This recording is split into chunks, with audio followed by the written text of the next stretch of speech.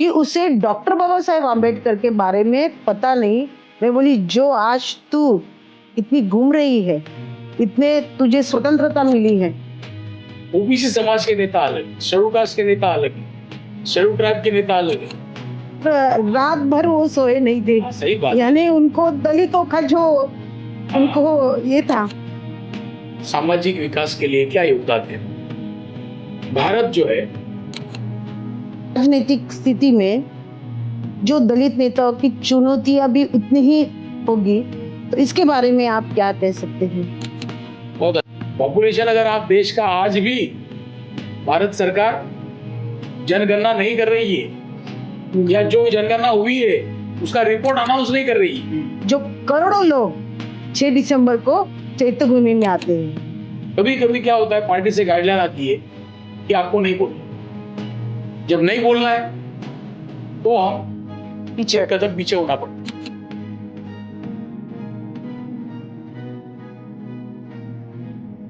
नमस्कार, कैसे हैं आप? हौसले की उड़ान में स्मिता नगरकर आप सबका स्वागत करती है। हौसले की उड़ान यानी सच्चे हीरो की दास्तान। दोस्तों, आज मैं लेकर आ रही हूं आज का विषय दलित नेता और आज की राजकीय स्थिति। और हम आमंत्रित करने जा रहे हैं गणेश कामई जी को। नमस्ते, कैसे हैं आप? बढ़िया, फर्स्ट क्लास। बहुत अच्छा माहौल है और हम बहुत अच्छे चर्चा करने वाले हैं। इनके बारे में अगर बताना है तो ये प्राचार्य जी हमारे साथ है। प्राचार्य है ये जिन्होंने शिक्षा के क्षेत्र में नई ऊंचाइयों को छुआ और छात्रों को एक बेहतर भविष्य दिखाने का काम किया है। गणेश कामई जी मुंबई के कांग्रेस कमेटी के सचिव है और इन्होंने कई विधानसभा चुनाव लड़े हैं। हम बहुत अच्छा सब्जेक्ट ले रहे हैं। बिल्कुल। और बहुत खुशी हुई आप हमारे साथ आज यहाँ पे मौजूद है। गणेश जी, बताइए दलित नेता किस प्रकार समाज के लिए योगदान देते हैं? सबसे पहले मैं डॉक्टर स्मिता नगरकर जी आपको आपके इस शो के लिए हौसले की उड़ान को बहुत बहुत शुभकामना देता हूँ। Thank you. और आप जो विषय लेकर आ रहे हो ये आने वाली पीढ़ी के लिए बहुत ही महत्वपूर्ण सब्जेक्ट है, क्योंकि भारत का इतिहास, भारत में रहने वाले लोग और उन लोगों के लिए काम करने वाले लोग, जिसमें अलग अलग धर्म है, अलग अलग समाज है, अलग अलग जातियां है, और हर जाति में, हर धर्म में लोग उत्थान के लिए काम कर रहे हैं, समाज के उत्थान के लिए। और आप इस प्लेटफॉर्म के माध्यम से बहुत ही सुनहरा मौका हमें भी दे रही हो और जो भारत के नौजवान हैं उन्हें भी कुछ समझने के लिए, इतिहास जानने का मौका दे रहे हो। बिल्कुल, मेरे बहुत बचपन से सपना था जी। और मैं अभी आपका जो प्रश्न है कि दलित नेता सामाजिक विकास के लिए क्या योगदान दे रहे हैं। भारत जो है लोकशाही राज्य है। बिल्कुल। और यहाँ पर अलग अलग धर्म, अलग अलग जातियां, अलग अलग भाषाएं बोली जाती है। भारत में हजारों साल से एक सामाजिक रचना थी। बिल्कुल। जो सामाजिक रचना वर्ण व्यवस्था पर आधारित थी, जिसमें ब्राह्मण है, क्षत्रिय, वैश्य और शूद्र है। जो चौथा वर्ण है जिसमें पिछड़ा वर्ग और अति पिछड़ा वर्ग यानी ओबीसी और SC ST VJNT वगैरह, ये जो ग्रुप है ये इस ग्रुप में आते थे, चौथे वर्ण में। बिल्कुल। तो आजादी के पहले इस चौथे वर्ण को कोई सामाजिक अधिकार नहीं थे। बिल्कुल। ना पढ़ने का अधिकार था, ना नौकरी करने का अधिकार था, ना धन इकट्ठा करने का अधिकार था, ना सामाजिक अधिकार था, शैक्षणिक भी नहीं था। हाँ, शिक्षा का तो सवाल ही नहीं। तो क्या है ना कि आजादी के बाद जब भारत में भारतीय संविधान का निर्माण किया गया। क्योंकि कोई भी एक देश का जब निर्माण होता है तो उसे चलाने के लिए कानून की जरूरत होती है। राज्य घटना की जरूरत होती है। यस, तो कानून भारतीय संविधान के माध्यम से डॉक्टर बाबा साहब अम्बेडकर जी ने लिखा और बिल्कुल। देश को दिया। बिल्कुल। तो उस संविधान में जो समाज के हितों की बातें हैं, उन हितों की बातों को पकड़कर हम्म। सरकारी यंत्रणाओं के माध्यम से अलग अलग प्रकार की योजनाएं समाज तक ले जाना, युवाओं तक ले जाना, महिलाओं तक ले जाना बिल्कुल। और उन्हें समझाना कि इन योजनाओं से आपका वैयक्तिक विकास क्या होने जा रहा है। यानी देखिए, जब तक समाज उठेगा नहीं बिल्कुल। तो देश के अंदर का जो जाति भेद का माहौल है या एक दूसरे को ऊपर नीचे देखने का जो माहौल है वो खत्म नहीं होगा। तो आज का जो दलित नेता है, आजाद भारत का जो दलित नेता है, उनका यही काम है कि जो पीछे छूटा है उसको आगे लाए, जो आगे गया है उसके बराबर कैसे लाया जाए, हिसाब से चले, और वो सरकारी मदद के थ्रू। बिल्कुल। तो ये काम भारत का हर दलित नेता अपने अपने ताकत से कर रहा है। और मुझे खुशी है कि आज आजादी के बाद हम इस वर्ष संविधान को 75 इयर्स हो गए हैं, आजादी को 75 इयर्स, ये जो अमृत महोत्सव मना रहे हैं, बिल्कुल। तो हम बहुत आगे आए। जो आजादी के पहले की स्थिति थी भारत में, वो आज नजर आना 50% तो कम हो गई। भारत स्वतंत्र होना अलग बात है। हाँ। मगर भारत स्वतंत्र होने के बाद उस पे राज्य घटना, जी बिल्कुल, जो बाबा साहब ने लिखी है, वो जरूरी थी। बिल्कुल बिल्कुल, क्योंकि आजादी के पहले तो चल रहा ना अपना भारत राज्य घटना के, संविधान के बिल्कुल तहत। आजादी के पहले एक अलग कानून था देश में। बिल्कुल।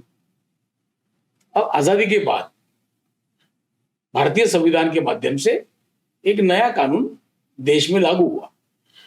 तो ये हमारी राजनीति में दलित नेताओं की भागीदारी कैसी बढ़ी? देखिए, राजनीति में आजादी के पहले जो भी व्यवस्था थी भारत में, उसमें ना दलितों को बोलने का अधिकार था, जैसे मैंने पहले कहा, बिल्कुल। ना पढ़ने का अधिकार था, कोई राइट्स नहीं थे। तो आजादी में जो हमें प्राप्त हुआ संविधान, उसे लेकर हम अलग अलग घटकों तक किस प्रकार से पहुंचना है, क्योंकि जो समझता ही नहीं, जो घटक जिसे किसी चीज का ज्ञान नहीं, बिल्कुल, ऐसे घटक तक, समाज तक जाके कोई बात समझाना कि आप अगर ये चीज करते हो तो ये आपको आगे ले जाए। तो ये जो रोल है दलित नेताओं का, ये उसी लाइन में काम कर रहा है। आज की राजनीतिक स्थिति में जो दलित नेताओं की चुनौतियां भी उतनी ही होगी, तो इसके बारे में आप क्या कह सकते हैं? बहुत अच्छा सवाल किया आपने, क्योंकि अभी भी बहुत सी चुनौतियां बहुत है। दलित नेता, आज की राजनीति और चुनौतियां, ये आपने इतना बड़ा प्रश्न किया मैडम। देखो, चुनौती अलग अलग प्रकार की होती है। भारत में जैसे हमने कहा कि सवर्ण जाति के नेता अलग है, बिल्कुल ठीक है, उसी प्रकार ओबीसी समाज के नेता अलग है, शेड्यूल कास्ट के नेता अलग है, शेड्यूल ट्राइब के नेता अलग है, विजिएंटर के अलग है। यानी चुनौतियां ये है कि भारत का जो दलित समाज है, और आज जो डॉक्टर बाबा साहब अम्बेडकर जी को प्रामुख्यता से वो दलित समाज फॉलो कर रहा है। बिल्कुल। तो जो वर्ग डॉक्टर बाबा साहब अम्बेडकर जी को फॉलो कर रहा है, उनका विजन साफ है कि भारत का हर नागरिक हमारा भाई है। बिल्कुल। हमारी बहन है, फिर वो किसी भी धर्म का हो। अम्बेडकराइट यही कहता है कि भारत का नागरिक पहले और हर नागरिक के लिए काम करना ये हमारा कर्तव्य है। लेकिन इस कर्तव्य के बीच में जो चुनौतियां आपने कहा, आज भी हजारों साल की जो वैचारिक गंदगी है वो अभी साफ नहीं हुई, यानी दृष्टिकोण नहीं बदला है लोगों का, नेताओं का, हाँ, और स्वर्ण वर्णों का। हाँ, उसमें अभी मैं आपको एक ऐसी बात बताऊंगा। देखिए, मैं भी राजनीति में हूँ, बिल्कुल, मैं भी इसलिए तो यहाँ बुलाया आपको। मैं भी किसी ना किसी पार्टी से बिलोंग करता हूँ। बिल्कुल, लेकिन जो मैं बोलने जा रहा हूँ वो कड़वा सत्य है। बिल्कुल सुनना चाहेंगे, हाँ, और हमारे श्रोता भी सुनना चाहेंगे, क्योंकि बहुत से चीजें बहुत से यंगस्टर को मालूम नहीं है। तो दलित नेताओं के सामने की जो चुनौतियां आपने सवाल रखा, डॉक्टर बाबा साहब अम्बेडकर जी ने ब्रिटिश गवर्नमेंट को ये बात समझाई कि भारत का जो पॉपुलेशन है, बिल्कुल, फिर किसी भी वर्ग का हो, हाँ, ठीक है, ब्राह्मण का हो, क्षत्रिय का हो, वैश्य का हो या शूद्र का हो, जिनका जितना पॉपुलेशन है वो हिसाब से उनको संवैधानिक अधिकार मिलने चाहिए। यानी जो पार्लियामेंट हाउस उस समय काम करता था, बिल्कुल, ब्रिटिश गवर्नमेंट के समय, तब बाबा साहब ने इंडिया का पॉपुलेशन उनके सामने रखा, ठीक है, और उस पॉपुलेशन के हिसाब से हमारे शेड्यूल कास्ट, शेड्यूल ट्राइब लोगों को भी पार्लियामेंट हाउस में रिप्रेजेंटेशन मिलना चाहिए। ये बात रखी, ब्रिटिशों ने वो बात मानने की। महात्मा गांधी जी को बात पसंद नहीं है। उन्होंने ये कहा कि इससे हिंदू धर्म में बंटवारा हो जाए, जबकि ऐसा बिल्कुल नहीं था, ठीक है। लेकिन कुछ कारणवश फिर गांधी जी पुणे करार, हाँ, धरने पर बैठ गए और अनशन पे बैठ गए, और हालत ये हुई कि गांधी जी की जान जा सकती थी।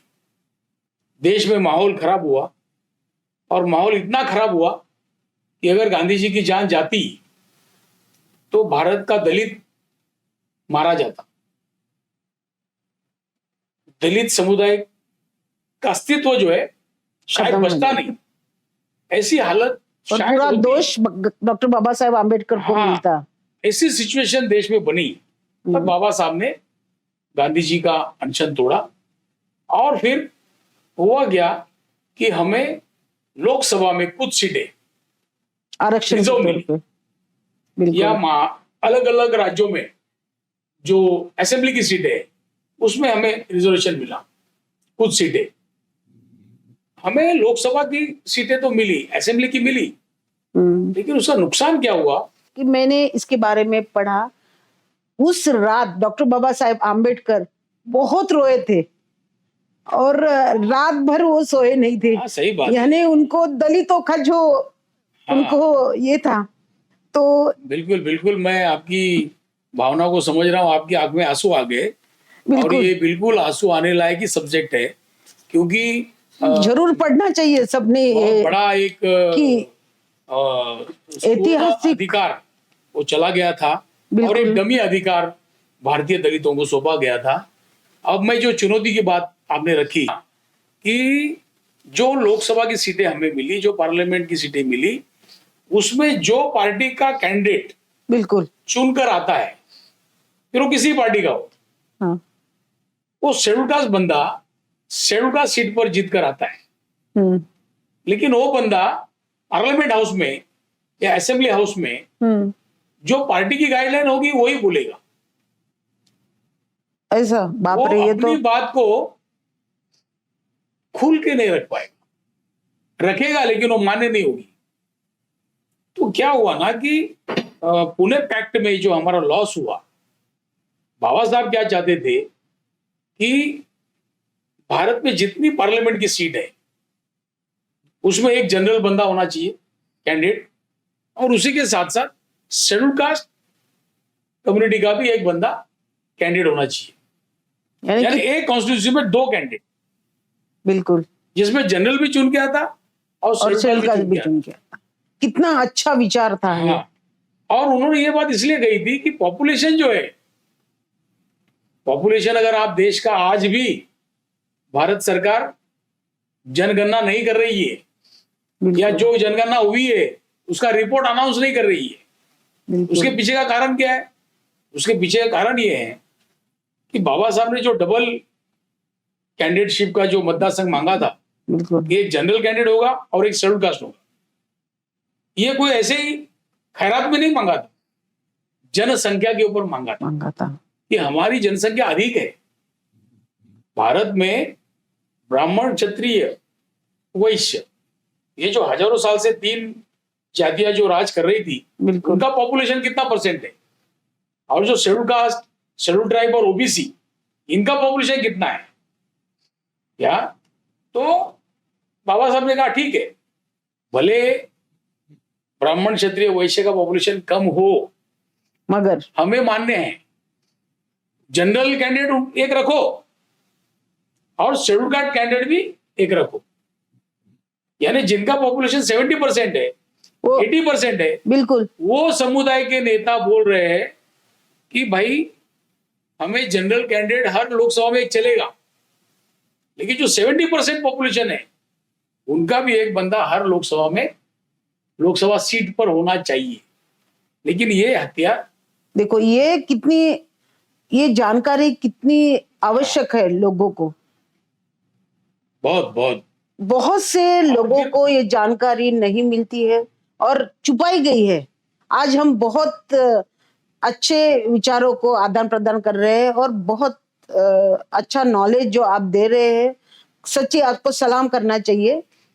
जो डबल कैंडिडेटशिप का जो मतदार संघ नहीं मिला, तो हमें रिजर्व सीट मिले, और रिजर्व सीट मिले तो उसमें हर पार्टी अपना बंदा उतारने लगी, और कैंडिडेट जीत के आने के बाद पार्लियामेंट हाउस में, असेंबली हाउस में जो दलित समाज के या अलग अलग समाज के जो सब्जेक्ट है जो हाउस में रखे जाते हैं, कभी कभी क्या होता है, पार्टी से गाइडलाइन आती है कि आपको नहीं बोलना है। जब नहीं बोलना है तो हम पीछे एक कदम पीछे होना पड़ता है। तो ये जो चुनौती है, समाज को क्या चाहिए, देश की जनता को क्या चाहिए, उन तक जा ही नहीं सकते, वो पहुंच ही नहीं बातें सकती है, बोली नहीं दी जाती है, मुंह दबाया जाता है। तो ये सबसे बड़ी चुनौती है। बाप रे, बहुत। यानी देश आजाद हुआ जरूर, लेकिन हमारे लोग लोकसभा में जा रहे जरूर, असेंबली में जा रहे जरूर, लेकिन जो व्यवस्था है वो अभी भी काम वैसे पूरा नहीं कर रही है। बिल्कुल, तो ये बहुत बड़ी चुनौती मैं समझता हूँ। बहुत ही बड़ी चुनौती है। यानी कि हम कुछ करने जाए, हम जैसे बहुत भूख लगी है, हमारे सामने थाली परोसी है, लेकिन हम खा नहीं सकते, नहीं खा सकते। पंच पकवान की थाली रखी जरूर है, हाँ देखो, स्वाद लो, खाओ मत, बिल्कुल, ऐसी ये कंडीशन है। और ये सिचुएशन जब तक देश बदलेगा नहीं, यानी जो लोग कंट्रोल कर रहे इस सिस्टम को, वो लोग जब तक ये बातें सुधारेंगे नहीं। देखो, हम कहते हैं ना, चीन बहुत आगे आया, हाँ बिल्कुल, ठीक है, हमारा पड़ोसी मुल्क है, और ऐसी जापान, हवा बताई जाती है कि चीन हमारा दुश्मन है। अरे लेकिन दुश्मन से भी हमें कुछ सीखना चाहिए। बिल्कुल, चीन में कोई हाथ खाली नहीं है, बिल्कुल, हर हाथ को काम है, हर दिमाग को काम है। वहां हर व्यक्ति बिजी है,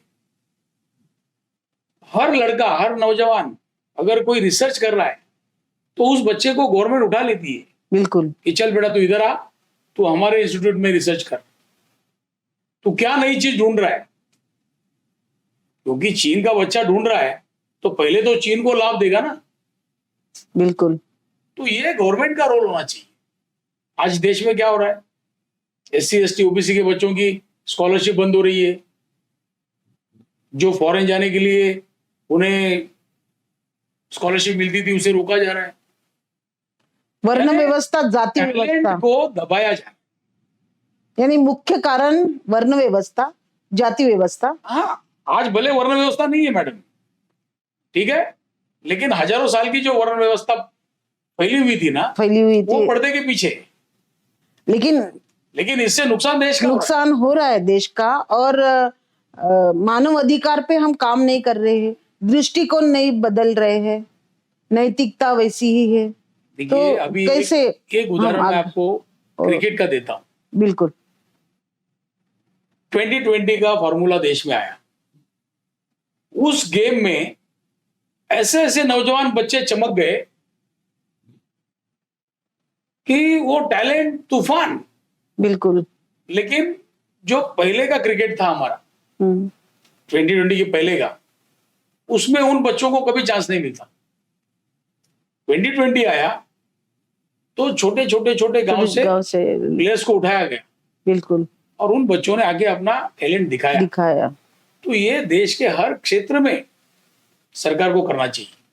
और हर वर्ग में आजकल के जो यंग बच्चे हैं बहुत टैलेंट से भरे हुए हैं।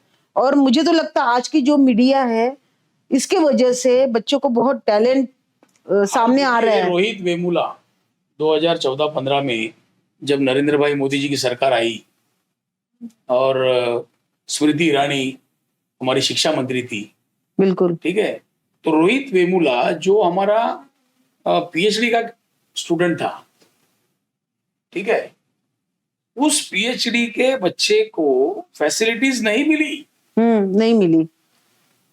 किसी कारणवश उसे कॉलेज और हॉस्टल में छोड़ने पर मजबूर किया गया। एक होशियार बच्चे ने आत्महत्या की। मैंने क्या कहा कि चीन होशियार बच्चों को उठा रहा है, उसे मदद दे रहा है, उसके टैलेंट का भरपूर निचोड़ निकाल रहा है देश हित के लिए, और हम क्या कर रहे हैं, टैलेंट को हम सड़ा रहे हैं। ये फर्क है, गवा रहे हैं अच्छे टैलेंट को।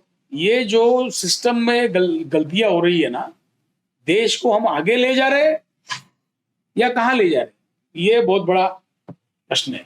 गणेश जी, क्या आपको लगता है कि बाबा साहब ने जो संविधान दिया, जो आज के युग में, एडवांस युग में वो लागू हो रहा है, उसका लाभ हमारे लोगों को मिल रहा है?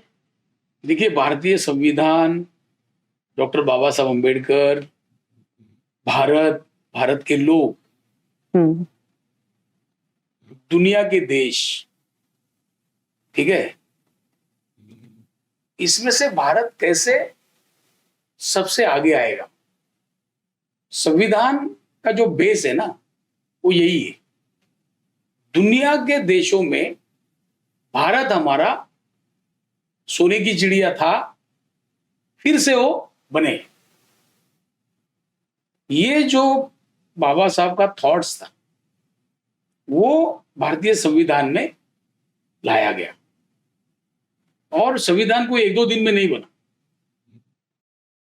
2 से 3 साल का समय। 2 साल 11 महीने यानी दिन 3 साल हो गए। 3 साल 11 महीने यानी 3 साल हो गए। यानी 3 साल तक बाबा साहब ने क्या किया? 3 साल तक बाबा साहब ने पूरी दुनिया में जहां जहां लोकशाही है, उन कंट्रीज की जो संविधान की कॉपी है कि वो कानून क्या है उनका, ये बाबा साहब ने पूरा स्टडी किया। बिल्कुल।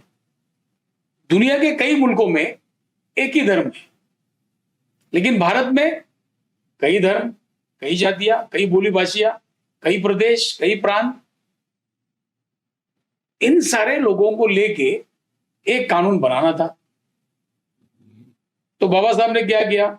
धार्मिक स्वातंत्र दे दिया कि भारत में जो लोग रहते हैं वो अपने अपने धर्म की सेवा करो, अपने अपने श्रद्धा को मानो। कोई एक धर्म का व्यक्ति दूसरे धर्म के व्यक्ति के साथ कोई भेदभाव नहीं करेगा, यहां सब समान है।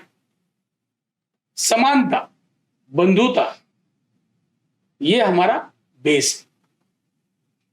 क्योंकि जो भारत की जो कई सालों की जो एक भेदभाव की परिस्थिति थी उसे बदलना था।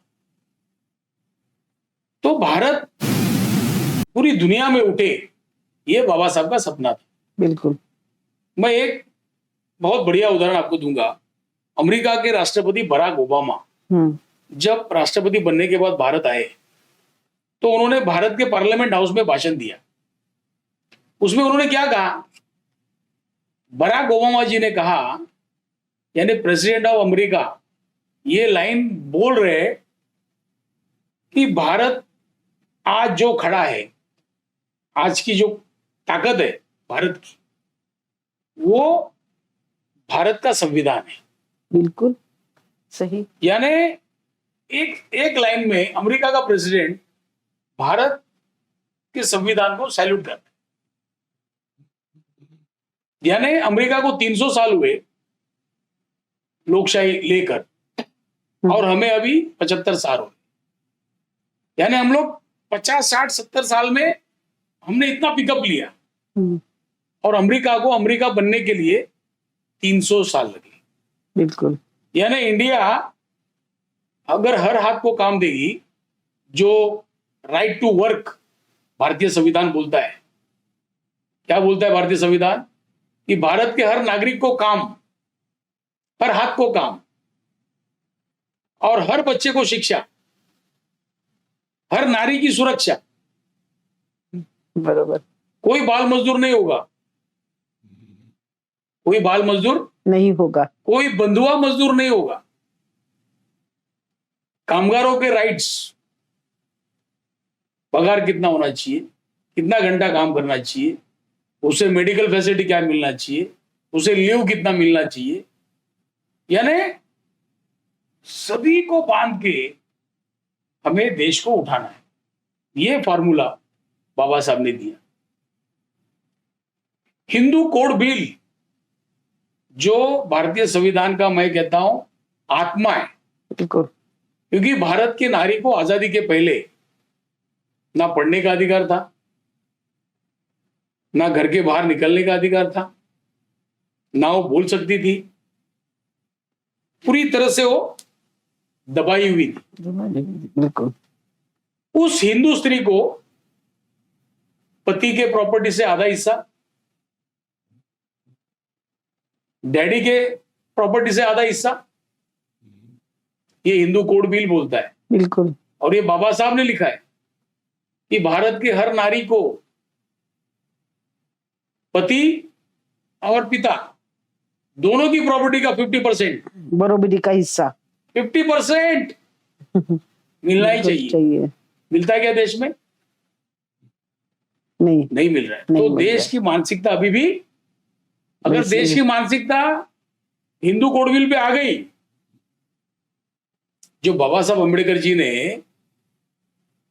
देश के कानून में लिखा, यानी देखिए हजारों साल से जो हिंदू नारी परेशान थी, उसे सीधे पिताजी के प्रॉपर्टी में 50% और हस्बैंड के इसमें 50%। यानी कितने बाबा साहब ने कई साल के, यानी भविष्य, भारत का भविष्य, महिलाओं का भविष्य के लिए एक फटके उनकी में, सोच कितनी लंबी थी। एक फटके में, यानी एक लड़का सिर्फ पिताजी के प्रॉपर्टी का हिस्सेदार होता है। हाँ, लेकिन एक लड़की डबल हिस्सेदार होती है, लेकिन मायके की भी और ससुराल की भी। बिल्कुल। यानी उन्होंने महिलाओं को कितना ताकतवर बनाया। लेकिन आज भी इस बात को पूरी तरह से इंप्लीमेंट नहीं किया जाता। तो संविधान में उतनी ताकत है कि अगर उसे हम ठीक तरह से इंप्लीमेंट करें तो हमारा देश अमेरिका पे राज करे, बिल्कुल, चीन पे राज करे। आज अमेरिका और चीन को पता है कि ये इंडिया एक दिन ऐसे उठेगा कि हमें उनके सामने हाथ फैलाना, झुकना पड़ेगा। ठीक है, ठीक है। पॉपुलेशन हमारा बड़ा है, टैलेंट हमारे पास पड़ा हुआ है। बिल्कुल। दिक्कत क्या है कि हम टैलेंट को मौका नहीं दे रहे। ये जो मेंटेलिटी है ना, ये खत्म हो और भारतीय संविधान के ऊपर अगर काम हो तो हमारा हर बच्चा पढ़ेगा तो हर हुनर को काम मिलेगा, हर हुनर को काम मिलेगा हम्म, तो हमारे देश का प्रोडक्शन बढ़ेगा, प्रोडक्शन बढ़ेगा तो ऑटोमेटिक हमारा जीडीपी ग्रोथ होगा, बिल्कुल। यानी खुशहाली खुशहाली। तो ये भारतीय संविधान कहता है। तो ये हर भारतीय को ना, जैसे भगवान का पूजा घर होता है, तो ये संविधान की इस कॉपी, तरह से पूजा होनी चाहिए संविधान की। जैसे हम रोज मंत्र बोलते हैं देश में लोग, हाँ, वैसे भारतीय संविधान को भी बोलना 395 कलम है। वो हर कलम अगर इंडियन समझ लेगा ना, तो समझ जाएगा कि ये बुक क्या कहती है। स्कूलों में प्रार्थना के बजाय अगर हर बच्चे को संविधान की अगर प्रार्थना की जाए तो कितना बढ़िया रहेगा। बहुत बहुत आपका ये प्रश्न बहुत बढ़िया है। और अभी महाराष्ट्र के विद्यालयों में हम्म, भारतीय संविधान का जो प्रेम्बल है, उसे मॉर्निंग में प्रार्थना के समय बच्चे बोलते हैं। अरे वाह, अच्छी कई बात स्कूलों है। में बोलते हैं। अभी ये गवर्नमेंट ने जीआर निकाला कि अच्छा, भारतीय संविधान का प्रस्तावना प्रार्थना के समय बच्चे बोलेंगे। अब ये शुरुआत महाराष्ट्र में हुई है, चलो अच्छा है, एक पग आगे बढ़े आगे हम। बढ़े क्या। और हम तो कोशिश करते, अब मेरी भी स्कूल है, तो हम बिल्कुल, कोशिश करते कि उस प्रस्तावना के अंदर जो एक एक शब्द है, वो हर शब्द का अर्थ बच्चों को समझाए। और उस पे काम अगर करें। प्रस्तावना पढ़े उसमें सारी चीजें नहीं समझेगी, नहीं, लेकिन वहां एक एक वर्ड में ना पूरा देश देश बसा समा हुआ है। कभी कभी क्या होता है, हम प्रेयर करते हैं, कुछ भी पढ़ते हैं, तो वो इतना बाय हार्ट हो जाता है कि हम ऐसे ही बिना देखे बोलते हैं, और जस्ट बोलना है तो बोलते बोलना हैं, है। उसका अर्थ क्या है अर्थ का वो मालूम नहीं नहीं समझना होता है, है। तो बिल्कुल, उसका मतलब नहीं। हाँ जैसे अभी एक प्रतिज्ञा है, भारत मेरा देश है, हाँ, सभी भारतीय मेरे भाई बहन, भाई बहन है, ठीक है। लेकिन स्कूलों में हम देखते हैं कि बच्चे आपस में झगड़ा कर लेते हैं। झगड़ा कर रहे, हाँ तो मैं हेडमास्टर हूं, तो मेरे पास कंप्लेंट आती है। हाँ तो जिन 2-3 लोगों का झगड़ा हुआ आते, हाँ, तो मैं फिर उनसे प्रश्न करता हूं, अरे आज सुबह सुबह तो तुमने कहा कि हर भारतीय मेरा भाई है, क्या बात है। तो बहुत झगड़ा कैसे अच्छी। हुआ आपका? तो आपका झगड़ा कैसे हुआ? हाँ, तो ये टेक्निक से हमको ना हमारी प्रतिज्ञा का अर्थ, भारतीय संविधान का अर्थ, हम्म, हाँ। और बाबा साहब अभी अम, भीमराव अंबेडकर जी ने संविधान लिखा, हम्म, एक दलित ने संविधान लिखा, हम्म, बस इतनी सी बात को पकड़ के संविधान का विरोध होता है। ये गलत है। एकदम सही। संविधान किसने लिखा ये जरूरी नहीं है, उन्होंने क्या लिखा। क्या? आज भी बहुत लोग डॉक्टर बाबा साहब आम्बेडकर को सिर्फ दलितों का नेता मानते हैं। तो नहीं, गलत बात है ये। ये गलत बात है, और ये हमारे यंगस्टर ने समझना चाहिए, संविधान को पढ़ना चाहिए, उसमें क्या है, क्या लिखा है, ये सब जानना बहुत जरूरी है। ये बहुत ही महत्वपूर्ण बात है कि बाबा साहब ने, जैसे मैंने कहा हिंदू कोड बिल, तो भारत की हिंदू महिलाएं उसमें आ गई। बिल्कुल, बाल मजदूर कानून, कोई बच्चा जो 18 साल के नीचे है वो काम नहीं करेगा। ये क्या सिर्फ बाबा साहब ने दलित के बच्चों के लिए लिखा? नहीं, सभी वर्ग के बच्चों के लिए लिखा। बिल्कुल, महिला, क्या सिर्फ दलित महिलाओं को पिताजी का 50% और हस्बैंड का 50% मिलना चाहिए, ऐसा लिखा? नहीं, नहीं, सभी महिला। तो बाबा साहब ने सभी के लिए काम किया। लेबर राइट्स तो ये महिलाओं ने भी समझना चाहिए। समझना चाहिए। और जिस दिन महिला समझेगी, डर इस देश की व्यवस्था को यही है कि जिस दिन लोग बाबा साहब के इस विचारों को समझ जाएंगे ना, तो बाकी सब साफ हो जाएंगे। नहीं नहीं, मैं ये पॉडकास्ट क्यों निकाला आपको पता है? प्रेरणा कैसी मिली मुझे? 6 दिसंबर को हम जो बाबा साहब को पुण्यतिथि के लिए सारे भारत से लोग आते हैं, गरीब, बिल्कुल, महिला, यानी एक ऐसा नेता है जो करोड़ों लोग 6 दिसंबर को चैत्य भूमि में आते हैं। तो हम जाते हैं, दान किया। तो मेरी एक सहेली का फोन आया, जो कि उच्च कास्ट की है, वो ठीक है। सवर्ण जाति की है। तो उन्होंने कहा अरे तू किधर है? मैं बोली मैं 6 दिसंबर है, बाबा साहब का ये है, तो मैं अन्नदान करने के लिए आई। तो बोले क्या है आज? यानी कि कहने का मतलब कि उसे डॉक्टर बाबा साहेब आम्बेडकर के बारे में पता नहीं। मैं बोली जो आज तू इतनी घूम रही है, इतने तुझे स्वतंत्रता मिली है, इतना तूने जो पढ़ाई की है, ये सिर्फ और सिर्फ डॉक्टर बाबा साहेब आम्बेडकर के वजह से मिली है, और ये सिर्फ दलितों की नेता नहीं है। तो बोले अरे मुझे तो मालूम ही नहीं है। तो मुझे ऐसा लगा कि डॉक्टर बाबा साहेब आम्बेडकर के बारे में हमें मालूम नहीं है, महिलाओं को मालूम नहीं है। अरे भाई वो सिर्फ आपके नेता, दलितों के नेता नहीं है, सब पूरे देश के नेता है, महिलाओं का उद्धार करते। तो और मुझे लगा कि ये बात लोगों तक पहुंचानी चाहिए, महिलाओं तक पहुंचनी चाहिए। और मैं बोली चलो ये माध्यम है हमारा, और नहीं, बहुत मैंने अच्छा। ये नहीं, ये पॉडकास्ट आपने का बहुत अच्छा किया। तो मुझे बहुत अच्छा लगा, और उसकी प्रेरणा मिली मुझे। बाबा साहब को जिस दिन जो पढ़ेगा ना, खाली पढ़ ले, बिल्कुल, बाबा साहब को जो पढ़ेगा वो देश को आगे बढ़ाएगा। बस यही संदेश आप देना चाहते हैं। बिल्कुल बिल्कुल। और मैं भी महिलाओं को यही संदेश देना चाहती हूँ कि एक बार आप पढ़े, और बाबा साहब सिर्फ दलितों का नेता नहीं है, तो पूरे भारत का नेता है, और उन्होंने संविधान के थ्रू से सब भारत का भविष्य उज्जवल किया है। गणेश जी बहुत बहुत धन्यवाद, तहे दिल से धन्यवाद देती हूँ कि आपने यहाँ आकर इतना अच्छा नॉलेज दिया, इतनी बढ़िया चर्चा रही।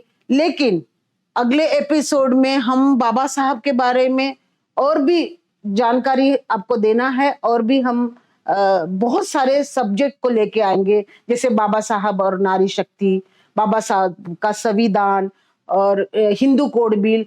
इतने सारे गहन विषय है, और ये बहुत ही गहरा सब्जेक्ट है। बिल्कुल हम आएंगे, और बाबा साहब अम्बेडकर जी के बारे में खाली 30 मिनट या 1 घंटे में बताना नामुमकिन है।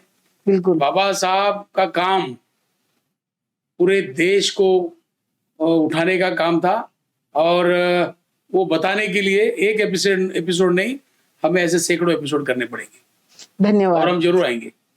तहे दिल से धन्यवाद देती हूँ, हमारा ये गिफ्ट आप तहे दिल से स्वीकार करें। बहुत बहुत धन्यवाद मैडम, आपने हमें यहाँ बुलाया और 2 शब्द रखने का मौका दिया। बहुत बहुत धन्यवाद। Thank you.